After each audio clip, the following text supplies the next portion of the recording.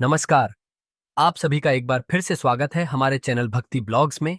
आज हम आपको सुनाते हैं माँ दुर्गा और महिषासुर की कहानी। लाखों वर्ष पहले सत्ययुग में जब पृथ्वी में पाताल लोक के असुरों के राजा रंभ और क्रंभ नाम के दो भाई हुआ करते थे और वे निसंतान होने के कारण निराशा के घोर अंधेरे में डूब चुके थे, तब उन्होंने देवताओं की तपस्या करने का निश्चय कर लिया, जिसके लिए रंभ ने अग्निदेव को खुश करने के लिए अग्नि के घेरे के बीचों बीच और क्रंभ ने एक झील में आधा डूबकर वरुण देव की तपस्या करने लगा। फिर यूं ही तपस्या करते करते कुछ वर्ष बीत गए और एक दिन यह बात इंद्रदेव को पता चली। फिर उन्हें लगा कि जरूर ये दोनों असुर भाई वरदान पाने के बाद देवताओं का ही कुछ अहित करेंगे। जिसके बाद एक दिन इंद्रदेव धरती पर प्रकट हुए और उस झील के पास जा खड़े हुए जहाँ क्रंभ झील में आधा डूबे हुए तपस्या कर रहा था।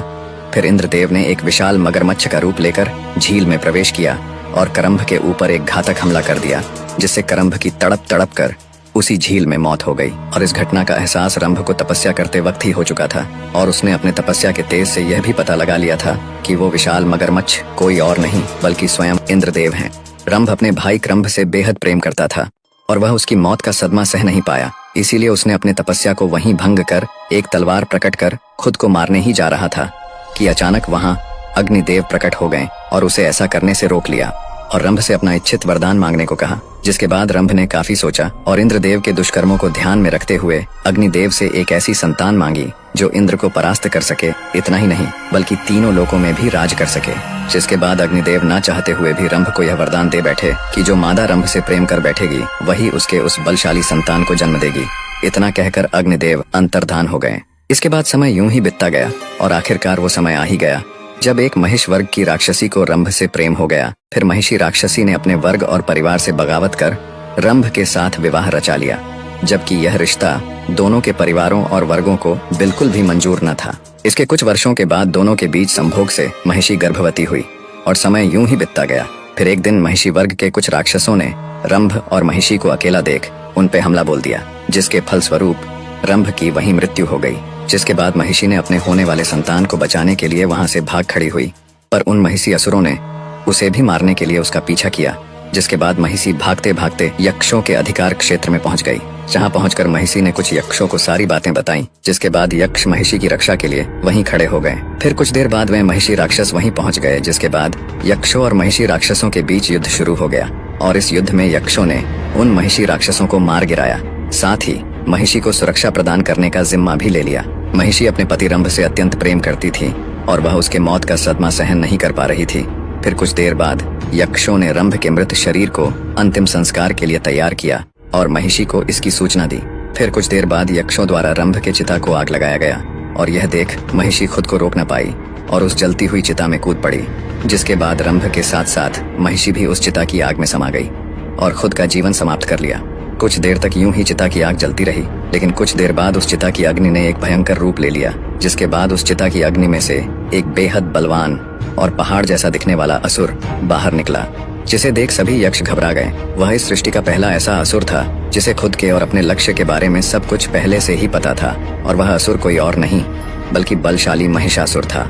फिर कुछ देर बाद उसी जलती हुई चिता से दोबारा एक भयंकर विस्फोट हुआ और उसी चिता में से एक दूसरा असुर भी बाहर आया और वो असुर कोई और नहीं बल्कि स्वयं रंभ था, जो कि पुनर्जन्म लेकर दोबारा लौटा था और इस जन्म में वह रक्त बीज था और यह सब रंभ के द्वारा किए गए अग्निदेव के तपस्या का ही प्रभाव था। इसके बाद रक्त बीज ने महिषासुर को पाताल लोक चलने की बात कही, जिसके बाद महिषासुर ने साफ साफ मना कर दिया। उसने तपस्या और सारी सिद्धियां हासिल करने के बाद ही पाताल लोक में कदम रखने का प्रण लिया।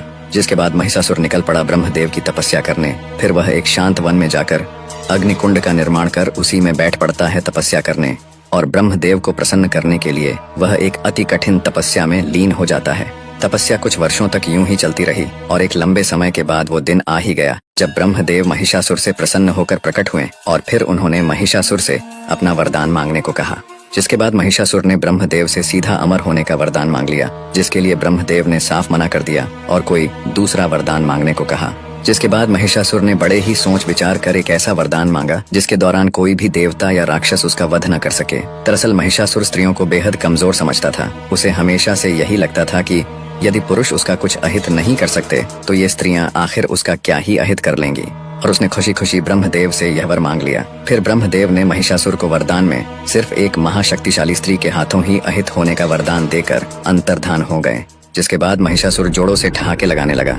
फिर वह निकल पड़ा और भी अधिक से अधिक वरदान और सिद्धियां प्राप्त करने की ओर। इसके बाद हर एक वरदान प्राप्ति के बाद उसकी शक्ति अर्जित करने की कामना बढ़ती ही जाती। उसने तमाम अलग अलग देवताओं से शक्तियां अर्जित की, जिसके बाद उस समय महिषासुर पूरे ब्रह्मांड का एकमात्र महाशक्तिशाली असुर बन चुका था। फिर महिषासुर पृथ्वी के कोने कोने में जाकर भरपूर मारकाट मचाने लगा। उसने अन्य असुरों को आसानी से युद्ध में हराकर अपना साम्राज्य स्थापित करना शुरू कर दिया और धीरे धीरे पूरी धरती उसके अधीन हो गई। महिषासुर यही नहीं रुका, उसने स्वर्ग पर भी कब्जा करने की ठान ली और उसने अपने एक दूत को स्वर्गलोक भेजा और उस दूत ने इंद्रदेव को स्वर्गलोक खाली कर देने का संदेश सुना दिया। जिसके बाद इंद्रदेव आग बबूला हो उठे और उन्होंने समय नष्ट न करते हुए सभी देवताओं समेत महिषासुर के ऊपर हमला कर बैठे।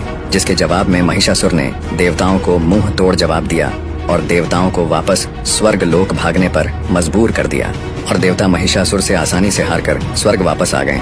लेकिन देवताओं का पीछा महिषासुर से इतनी आसानी से छूटने वाला नहीं था, क्योंकि महिषासुर ने भी बिना समय नष्ट किए देवताओं के पीछे पीछे स्वर्ग पहुंच चुका था और स्वर्ग पहुंचते ही वो अपने असुर सेना के साथ देवताओं पे टूट पड़ा। जिसके बाद स्वर्ग में देवताओं ने भी खूब दमखम के साथ महिषासुर और उसके असुरों के साथ युद्ध किया और अपना पराक्रम दिखाया। लेकिन अंत में महिषासुर की क्षमता और शक्ति के सामने देवताओं को स्वर्ग से भी भागना पड़ा और अब महिषासुर का कब्जा स्वर्गलोक पे भी हो चुका था, जिससे कि महिषासुर की छाती और भी चौड़ी हो चुकी थी। और यहाँ देवता स्वर्ग से पलायन कर सीधा ब्रह्मदेव के पास चले गए और ब्रह्मदेव से महिषासुर को दंडित करने की प्रार्थना करने लगे, जिसके लिए ब्रह्मदेव ने साफ मना कर दिया। जिसके बाद देवता निराश होकर सीधे वैकुंठ लोक यानी कि श्री विष्णु के पास चल पड़े। जिसके बाद इंद्रदेव समेत सभी देवता गण वैकुंठ धाम श्री विष्णु के पास चले आए और उनको सारी बात बताई। जिसके बाद श्री विष्णु काफी रुष्ट हुए और देवताओं के बातों से सहमत भी। फिर श्री विष्णु समेत सभी देवता चल पड़े पृथ्वी में स्थित कैलाश की ओर, जहाँ त्रिदेवों में से एक देवों के देव महादेव अपने ध्यान में लीन थे। तभी कैलाश में श्री विष्णु समेत सभी देवताओं का आगमन हुआ। फिर सभी देवों ने महादेव के समक्ष महिषासुर के आतंक की चर्चा की। जिसके बाद महादेव श्री विष्णु समेत सभी देवताओं ने महिषासुर से युद्ध करने की रणनीति बनाई। पर युद्ध से पहले देवताओं ने महिषासुर को स्वर्गलोक से अपना आधिपत्य छोड़ देने की सूचना भिजवाई, जिसे कि महिषासुर ने ठुकरा दी। जिसके बाद महादेव श्री विष्णु समेत सभी देवता निकल पड़े स्वर्गलोक की ओर, जहाँ की महिषासुर स्वर्ग के सिंहासन में स्वर्गपति बनकर विराजमान था। साथ ही महिषासुर ने भी होने वाले युद्ध का अनुमान लगा ही लिया था। जिसके बाद उसने भी युद्ध की तैयारियां करनी शुरू कर दी और देखते देखते स्वर्ग पे देवताओं का आगमन शुरू हो गया। सभी देवताओं का नेतृत्व श्री विष्णु कर रहे थे, यहाँ तक कि महादेव भी युद्ध में हिस्सा लेने देवताओं के साथ स्वर्ग पहुंच चुके थे। जिसके बाद महिषासुर की तरफ से युद्ध का बिगुल बज चुका था। फिर देवताओं और असुरों के बीच एक भयंकर महायुद्ध शुरू हो गया। जिसके बाद श्री विष्णु समेत सभी देवता मिलकर महिषासुर और उसके प्रमुख योद्धाओं के ऊपर टूट पड़े। फिर महिषासुर ने भी देवताओं के ऊपर बेहद शक्तिशाली प्रहार करना शुरू कर दिया। महिषासुर इंद्रदेव समेत कई देवताओं पर अकेले ही भारी पड़ने लगा। जिसके बाद श्री विष्णु सामने आए और अपने गदा प्रहार से महिषासुर को वहीं धूल चटाने लगे। जिसके बाद महिषासुर एक भैंस का रूप लेकर चल रहे युद्ध के बीच ओझल हो गया और फिर अपने स्पष्ट रूप में आकर देवताओं पे दोबारा से टूट पड़ा, जिससे कि कई देवता जोखिम हो गए। और यहाँ महादेव अपने त्रिशूल से महिषासुर के आसुरी सेनाओं को मिट्टी में मिलाते जा रहे थे। अपने सेना को समाप्त होता देख महिषासुर ने अपने सिद्ध से अपने सेना को दोबारा से और भी ज्यादा संख्या में उत्पन्न करना शुरू कर दिया और जोरों से ठहाके लगाने लगा। यहाँ महादेव श्री विष्णु और अन्य देव महिषासुर के सेनाओं को हर बार समाप्त करते जाते और महिषासुर हर बार अपने सेना को पहले से भी अधिक संख्या में उत्पन्न करता जाता। काफी समय तक ऐसा ही चलता रहा। जिसके बाद महादेव और श्री विष्णु महिषासुर पे काफी ज्यादा क्रोधित हो उठे और अपने महाअस्त्रों त्रिशूल और सुदर्शन चक्र को महिषासुर पे छोड़ दिया। जिसके बाद महादेव के हाथ से निकला त्रिशूल और श्री विष्णु के हाथ से निकला सुदर्शन चक्र महिषासुर के शरीर से टकराकर वापस अपने स्वामी के ही पास लौट गए, क्योंकि महिषासुर की रक्षा स्वयं ब्रह्मदेव की वो शक्तियां कर रही थी जो महिषासुर ने ब्रह्मदेव से वरदान के रूप में अर्जित की थी। फिर यह देख सभी देवता अचंभे में पड़ चुके थे और वहाँ महिषासुर जोरों से ठहाके लगाए जा रहा था।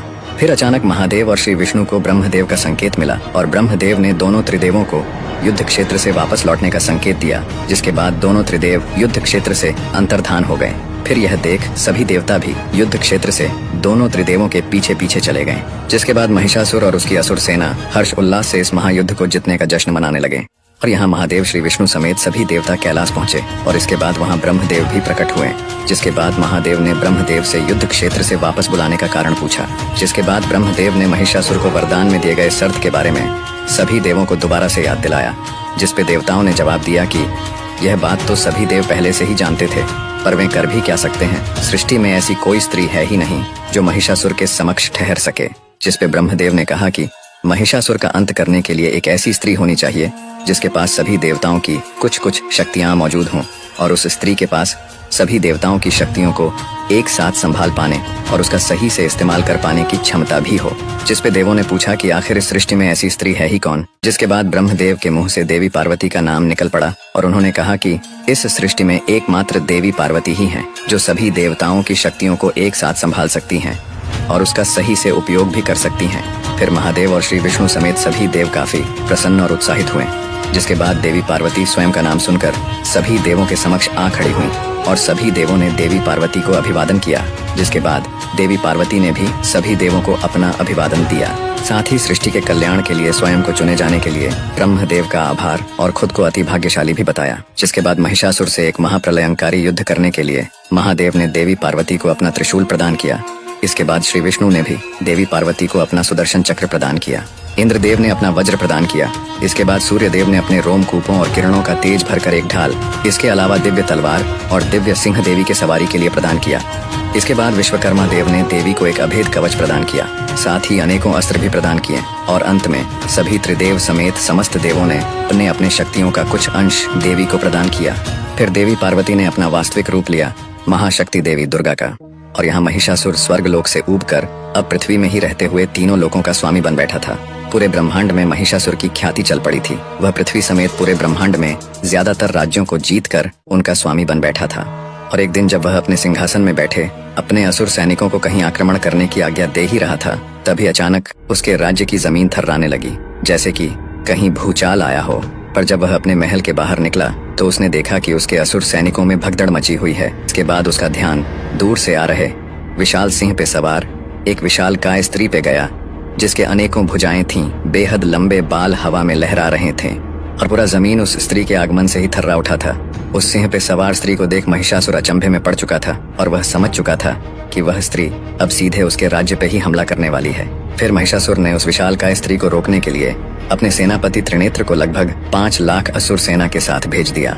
फिर त्रिनेत्र और उसके असुर सैनिक उस विशालकाय स्त्री के समीप पहुंच तो गए, पर देवी दुर्गा के समक्ष क्षण भर भी टिक न पाए। देवी दुर्गा ने मात्र अपने कुछ प्रहार से ही त्रिनेत्र समेत उसके लाखों असुर सैनिकों को वहीं मौत के घाट उतार दिया। और महिषासुर दूर अपने महल में खड़े खड़े यह सब होता हुआ देख रहा था, पर उसे अपनी आंखों पे विश्वास नहीं हो रहा था।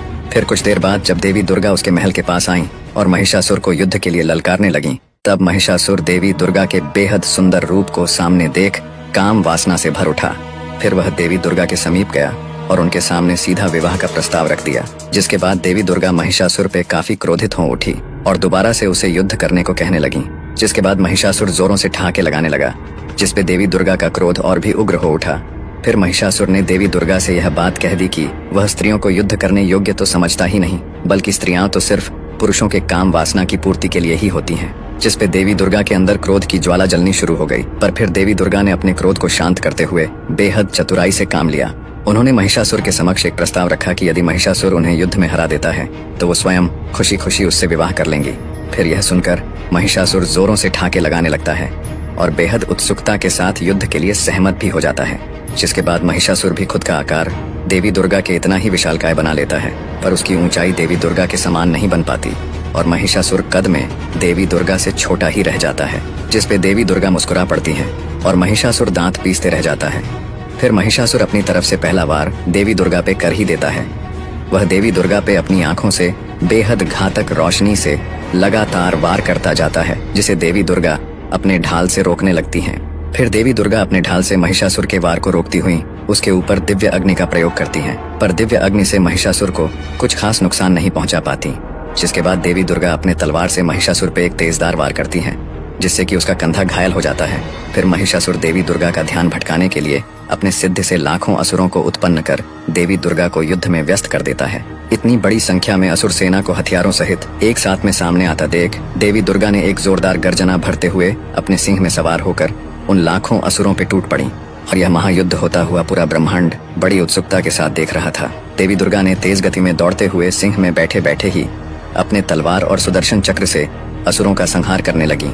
इतनी विशालकाय महावीरांगना को देख पूरी असुर सेना कांपते हुए पीठ दिखाकर तेजी से भागने लगी, पर देवी दुर्गा ने किसी को भी भागने नहीं दिया, बल्कि सभी का संहार कर अशांत युद्ध भूमि को पूरी तरह से शांत बना दिया। जिसके बाद पूरे शांत युद्ध भूमि में हर जगह सिर्फ धूल ही धूल उड़ने लगे थे। फिर देवी दुर्गा उस धुंधले पड़े युद्ध भूमि में महिषासुर को ढूंढने लगी, पर महिषासुर कहीं भी नजर नहीं आ रहा था।